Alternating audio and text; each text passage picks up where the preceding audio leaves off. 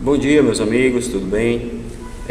Esse vídeo nosso hoje é destinado para você que está já roendo as unhas da mão e do pé, tá sem cabelo já, de tanto arrancar, que leu meu material e me amaldiçoou e amaldiçoou toda a minha família, já pediu requerimento de desistência do curso da faculdade e por aí vai, tá? A dica do dia é, fica tranquilo, vocês conhecem a minha prova.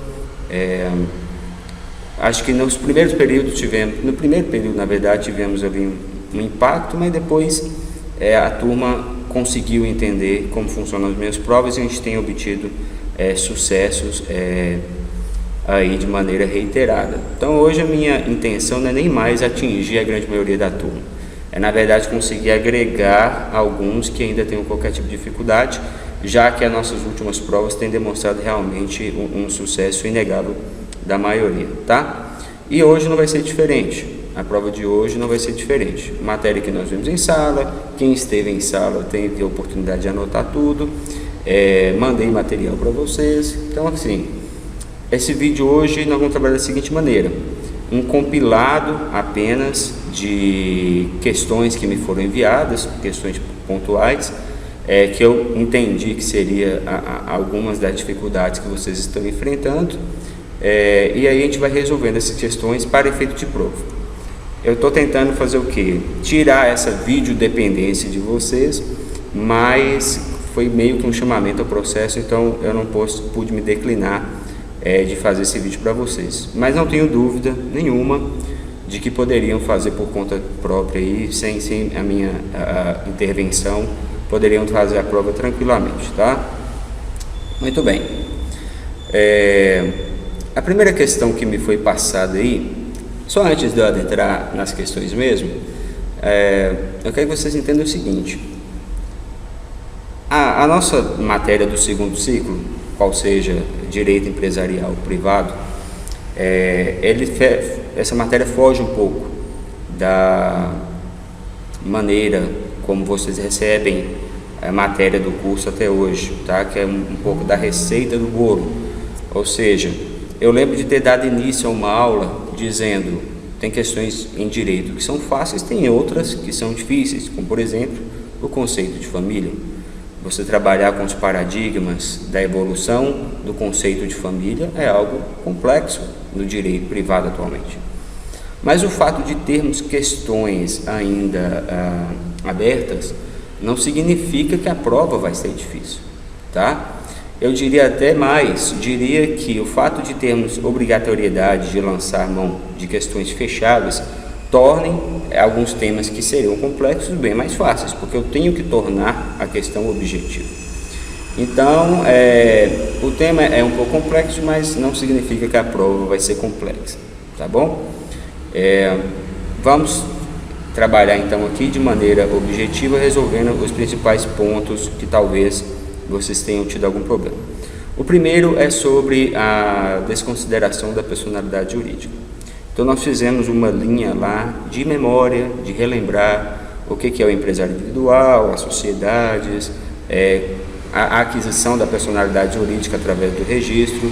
Tudo isso ficou sacramentado, sedimentado lá no quarto período. Então não é matéria de prova nossa. O que nos interessa hoje é desconsideração da personalidade jurídica. Então, nesse sentido aí, a gente tem o que? A desconsideração é uma questão processual momentânea, tá? Em que o juiz vai tirar o véu da sociedade, ou seja, ele ignora momentaneamente a personalidade jurídica para adentrar no patrimônio pessoal de cada um dos sócios. Então, é algo momentâneo, não é algo que, declarado pelo juiz naquele processo, vai se arrastar pela vida da sociedade, é apenas para cumprimento daquela obrigação que está sendo exigida naquele processo. Então isso tem que ficar muito claro na cabeça de vocês.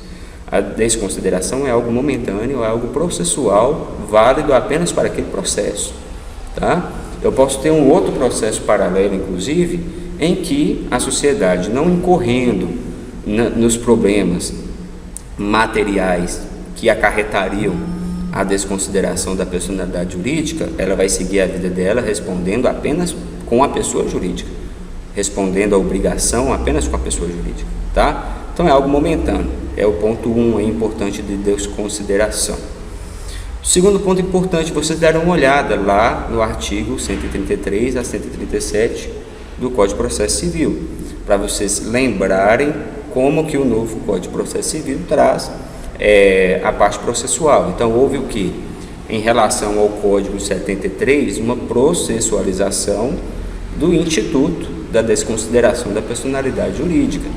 Antes, nós tínhamos o que? O juiz podendo decretar de ofício, a situação da ação autônoma,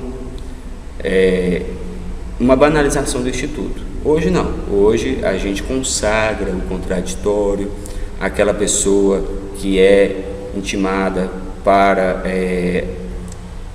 dar resposta a respeito de uma possível desconsideração da personalidade jurídica, tá? Então olhem a matéria processual dentro do CPC, artigos 133 a 137, tudo bem? E saber a diferença entre, antigamente, ação autônoma, o que é ação autônoma, e atualmente, através de incidente processual, o que é incidente processual, tá bom? Então, basicamente, é isso a respeito da desconsideração. Só mais uma coisa, tá? Importante também. Não confundam a matéria processual com a matéria de direito, ou seja, ou melhor diria, com o direito material.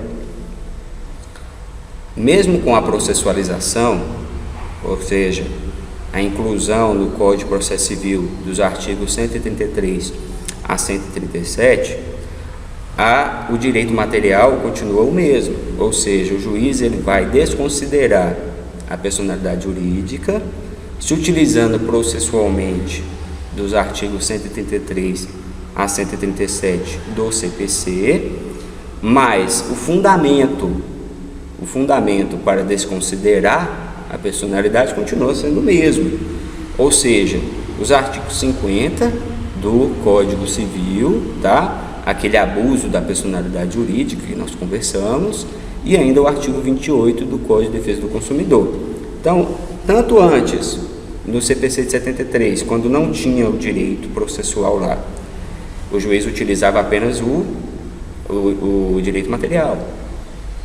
Agora, no Código de 2015, o Código de Processo Civil de 2015, nós temos o direito processual, mas o direito material continua o mesmo. A fundamentação ainda é o artigo 50 e o artigo 28, Código Civil e Código de Defesa do Consumidor, tá? Isso aqui já foi até mais além do que precisamos para a prova a respeito da desconsideração. Ponto final. Depois temos aí o tema da dissolução parcial da sociedade. Uma coisa que eu quero que vocês tenham em mente é quais são as causas que gerariam uma sociedade vir à dissolução, tanto parcial quanto a dissolução completa, tá? Aí a gente entra no mérito do que? Da falta de pluralidade dos sócios não resolvida no período legal, que vocês sabem qual a falta de afeto entre os sócios e por aí vai. Então, o que gera uma sociedade vir à extinção? Parcialmente e absolutamente, totalmente, tá? É um ponto importante. E aí vamos para a parte processual. Nós tínhamos então uma problemática muito grande no Código Civil de 73, porque a parte processual não era bem resolvida. Eu não sabia quando utilizar os artigos para dissolução parcial ou para dissolução total, era uma questão bagunçada. E o que nós vimos é que era tão problemático que o Código de 73, o CPC de 73, ele se utilizava, tá, do Código de Processo Civil de 39, tá? A partir ali dos artigos 655 para frente, que foi mantido, tá? Vigente. Então, no Código de 73 era toda essa bagunça. Aí, a partir agora do Código de 2015, tudo isso foi jogado no lixo e nós temos aí o artigo 599 e seguintes, falando de dissolução parcial. Tá. Sobre dissolução parcial, o que é importante vocês saberem? Primeiro, estão lá inclusos do artigo 599 seguintes, tá? E aquele mérito entre a companheira, ela pode requerer a dissolução parcial ou não. Aí vamos trabalhar como se fosse o direito penal. Tem lá, dissolução parcial. Primeira corrente, acredita que o parágrafo único do artigo 600, que fala lá da companheira, tá? Ela não poderia requerer a dissolução parcial. Ela poderia requerer apenas a apuração dos haveres da sociedade. Seria a primeira corrente. Agora, se você estiver advogando ao contrário, estiver advogando para uma companheira que precise da dissolução parcial, existe uma corrente que fala que o parágrafo único do artigo 600 derrogou o artigo 1027 do Código Civil, o 1027, que fala lá que ela não poderia requerer a dissolução parcial. Então, em tese, nessa segunda corrente, a companheira poderia sim, tá? Professor, e como que isso vai para a prova? Eu não posso complicar vocês, eu não posso fazer com que vocês tragam uma decisão sobre isso, porque isso ainda não está decidido. Então, no máximo, poderia ser uma questão aberta, aí vocês vão dialogar, tá? Corrente 1, corrente 2. Não me lembro se tem essa questão aberta, sinceramente, não me lembro. Mas seria isso, não só para a minha prova, mas para qualquer prova, tá? Muito bem, então dissolução parcial é isso. Compararmos toda essa problemática do Código 73, vinculado ao Código de 39, e essa parte específica que eu falei do Código Novo, tá? Do Código Novo. Muito bem. Agora sobre a sociedade entre cônjuges, para a gente finalizar. Nós temos aqui o artigo 977, que já é do conhecimento de vocês, tranquilo, já sabem quais são os regimes em que pode haver sociedade entre cônjuges. E por que nós fizemos uma pequena viagem dentro do artigo 226 da Constituição Federal e uma introdução aí ao conceito de família, ao direito de família? Justamente para poder tocarmos no assunto que é agora o que nos interessa, sobre os concubinos e sobre os companheiros, tá? Então a gente vai chegar às seguintes conclusões, basta que vocês saibam as conclusões. Primeiro, 977, é possível a sociedade entre cônjuges, entre si e com terceiros, isso vocês já sabem. Segundo, o 977 não se aplica aos companheiros e aos concubinos, ou seja, eu não posso pedir a extinção de uma sociedade entre um cônjuge e um companheiro, entre companheiros ou entre um cônjuge e o concubino, baseado no 977, porque o 977 não se aplica a companheiros e não se aplica a concubinos. Então, é a primeira conclusão.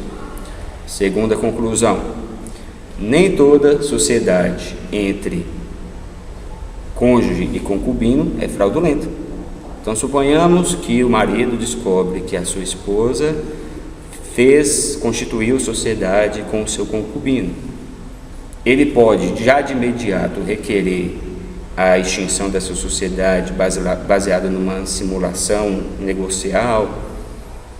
Não poderia. Por quê? Porque não é vedado pelo 977 a constituição de sociedade entre cônjuge e o concubino. Então, como seria possível que o cônjuge desconstituísse uma sociedade entre o seu outro cônjuge e o concubino, se ele comprovasse que está havendo uma simulação? E tudo isso passa lá pelo artigo 550 do Código Civil, que é o que? A vedação de doação do cônjuge para seu concubino. Então, se a sociedade estiver sendo utilizada para transferir bens do matrimônio para o concubino, aí nós temos uma simulação. E aí, nesse caso, é possível o requerimento de dissolução dessa sociedade e desfazimento dos negócios jurídicos que envolvem a doação, tá? Então, vamos lá. Resumindo, primeiro ponto importante, sociedade entre cônjuges e quais os regimes possíveis? 977. Segunda situação, não posso requerer a extinção da sociedade entre companheiros e entre cônjuge e concubino com base no 977. Terceiro, nem toda sociedade entre cônjuge e concubino é fraudulenta. Se for fraudulenta, tendo como base o artigo 550 do Código Civil, aí nós partimos para a questão da simulação, tá? Espero ter me feito claro aqui sobre todas essas temáticas. Acho que em aula nós conseguimos atingir esses resultados que eu passei aqui de maneira resumida. Só acho que conforme passa o tempo, as anotações ficam um pouco confusas na cabeça, então acho válido lembrarmos disso aqui, tá? Então, como vocês estão vendo, tem algumas questões que são abertas, vocês precisam lembrar, tá? Mas em suma é isso. De resto, vocês fazem bem também para a prova, dando uma lidinha lá nos artigos da ERELI. Então lembrar se a pessoa jurídica pode ou não constituir ERELI. Então bate uma olhadinha lá no artigo 980A e as anotações do caderno. A essas conclusões que nós chegamos aqui, que vão coincidir com a resposta dos exercícios que eu mandei, são bem proveitosas, bem producentes para fazer a prova, tá? Somado com a leitura aí da ERELI também, importante vocês saberem esses conceitos. Só uma última questão, algumas pessoas têm me perguntado se sou eu mesmo que vou aplicar a prova ou não, em razão do acidente que eu sofri semana passada indo para Guanambi. Sou eu mesmo que vou, tá? Tô tranquilo, já resolvi meus problemas. O mesmo, não posso dizer infelizmente, do cachorro que atravessou na pista, mas faz parte, tá? Então a gente se vê hoje mais tarde. Estudem com calma, assistam esse vídeo aí 1, 2, 3 vezes para poder ficar claro cada questão. Vou viajar às 14 horas, então até lá continuem me mandando perguntas se existirem. E de resto, reitero o início do vídeo. A dica fiquem tranquilos, tá? Abraço e até logo.